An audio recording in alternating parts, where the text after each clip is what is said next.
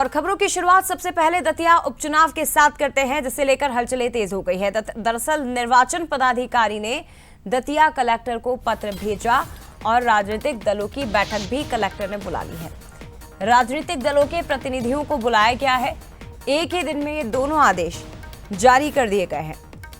मध्य प्रदेश के मुख्य निर्वाचन पदाधिकारी ने दतिया कलेक्टर को पत्र लिखा और इधर दूसरी तरफ दतिया कलेक्टर ने भी जिले के राजनीतिक दलों के प्रतिनिधियों को बुलाया है। ईवीएम की एफएलसी में शामिल होने का आमंत्रण भेजा गया। 19 मई को ईवीएम की फर्स्ट लेवल चेकिंग होगी। राजेंद्र भारती की सदस्यता जाने से दतिया की सीट खाली हो गई और यहां पर बाय इलेक्शन की सुगबुगाहट है और इसे ही लेकर अब तैयारियां शुरू हो चुकी है।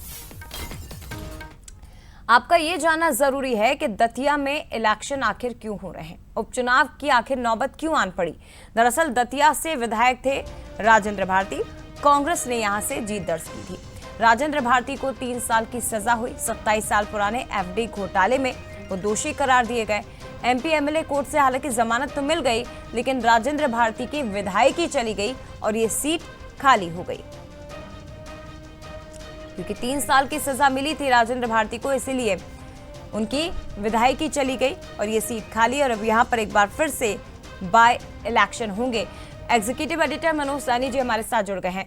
मनोज जी, क्या दतिया के दंगल के लिए तैयारियां शुरू हो चुकी है निर्वाचन आयोग की? देखिए, निश्चित रूप से जिस तरह कलेक्टर ने तमाम राजनीतिक दलों को बुलाया है वो तो इसी तरफ इशारा करता है।